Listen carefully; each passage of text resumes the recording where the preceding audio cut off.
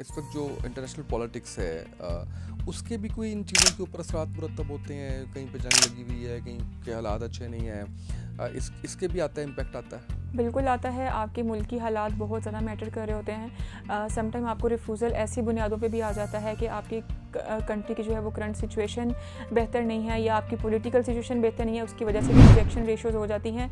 लेकिन ये सिनेरियो बहुत ही रेयर होता है। मोस्टली जो रिफ्यूज़ल की रीज़न्स होती हैं वो आपकी अपनी प्रोफाइल की वजह से ही होती हैं और गलत इन्फॉर्मेशन पास करने की वजह से भी होती हैं।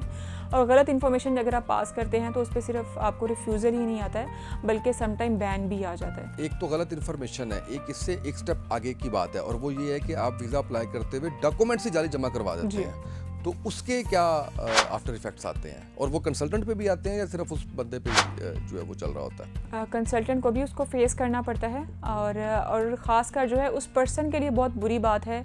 बहुत गलत स्टेप इसलिए हो जाता है कि उसका आगे सिर्फ रिफ्यूज़ल नहीं आता फेक डॉक्यूमेंट की सूरत में, बल्कि बैन हो जाते हैं। और बैन जो है वो कुछ मंथ्स का नहीं होता बल्कि साल का होता है। 8 साल, 5 साल, 10 साल तक का भी आपका बैन लगता है। और उस सूरत में आप उस कंट्री के साथ साथ जो बाकी बॉर्डर कंट्रीज़ होती हैं उसमें भी अप्लाई करने के लिए एलिजिबल नहीं रहते हैं।